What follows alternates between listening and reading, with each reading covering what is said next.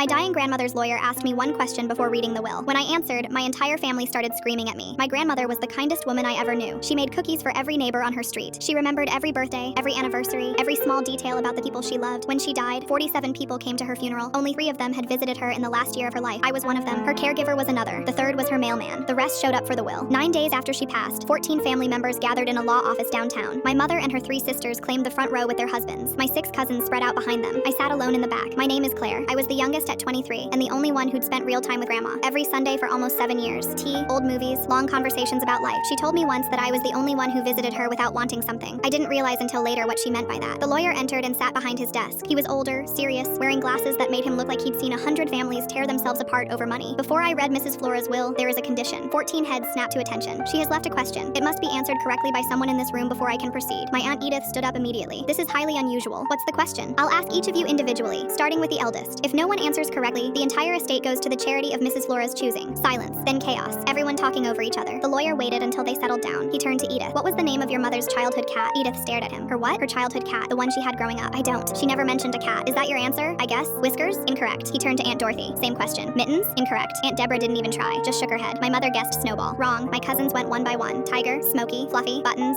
Shadow, Patches. Every single one wrong. My cousin Tyler laughed bitterly. This is a joke. Who remembers their grandmother's childhood pet? That was like 60 years ago. Mrs. Flora remembered, and she believed someone else would too. The lawyer scanned the room. Everyone had guessed wrong. Then his eyes found me in the back corner. The room turned. Everyone staring. Miss Claire, what was the name of your grandmother's childhood cat? Marmalade. I said it quietly, but everyone heard. The lawyer looked at his paper, then at me. That is correct. The silence lasted about 2 seconds. Then my Aunt Edith lunged toward me. You little thief. You poisoned her against us. My mother grabbed my arm. What did you do? What did you tell her about us? My cousins were all shouting at once. Accusations flying. I'd manipulated her. I'd isolated her. I'd brainwashed a dying old woman. I sat there and took it because I knew the truth. So did Grandma. The lawyer stood up. Enough. His voice was firm enough to cut through the noise. Sit down, all of you. Now. They sat, reluctantly. He pulled out a small notebook with a worn leather cover. Mrs. Flora kept this beside her bed. She started it when she began to feel forgotten. He opened it and began reading. Edith, 4 visits, all on holidays. Average length, 1 hour. Edith's face went red. Dorothy, 6 visits. 2 were to ask about the will. Dorothy looked at the floor. Deborah, 2 visits in 7 years. My mother closed her eyes. He kept going, cousin by cousin. The numbers were brutal. Then he got to my page. Granddaughter, 312 visits. Average length, 3 hours. Notes include, she brushes my hair when I'm too tired to do it myself. She never checks her phone. She actually listens. He closed the notebook. The estate is valued at $1.7 million. Per Mrs. Flora's wishes, it goes entirely to her granddaughter Claire. My family didn't speak to me after that. Not one of them. I was fine with it. I used some of the money to buy Grandma's house so it would stay in the family. The rest I put into a trust for her great-grandchildren, my cousin's kids. They're too young to understand now, but someday they'll know who she was. I still make her cookie recipe every Christmas, and I still talk to her sometimes when I'm alone in her kitchen. I like to think she hears me.